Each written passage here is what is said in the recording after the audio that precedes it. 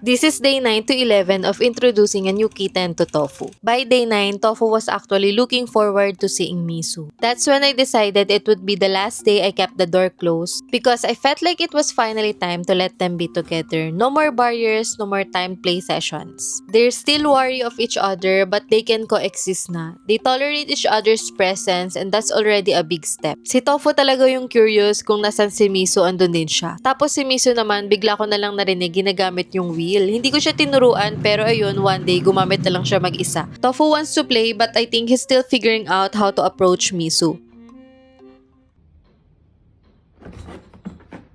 Si Misu naman ang hilig manggulat kay Tofu kaya pati ako nagugulat.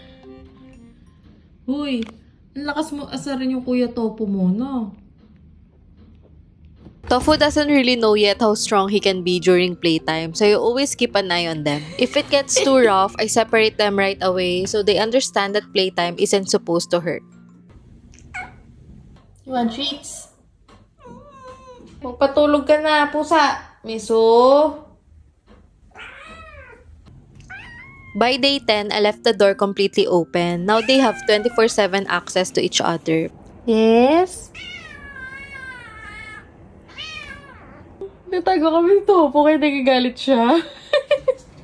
Ang taas kasi ng energy niya. Good girl!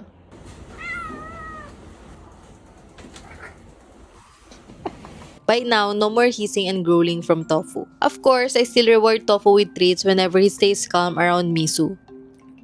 Hindi mo yan mapapakain. Bigla siyang kumain sa bowl ni Miso. Hindi ko alam kasi siguro si Miso, kapag may tira si Tofu dun sa food bowl niya, nilalapang niya. I always make sure they get time to play together but also solo play sessions. Just me and Tofu and me and Misu. That way, no one feels left out or jealous.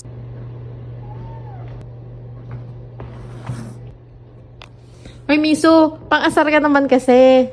Inaasar mo.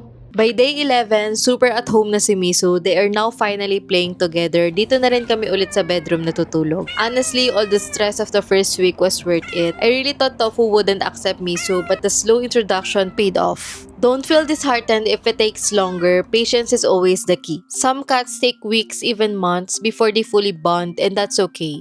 Yun lang. See you in part 8.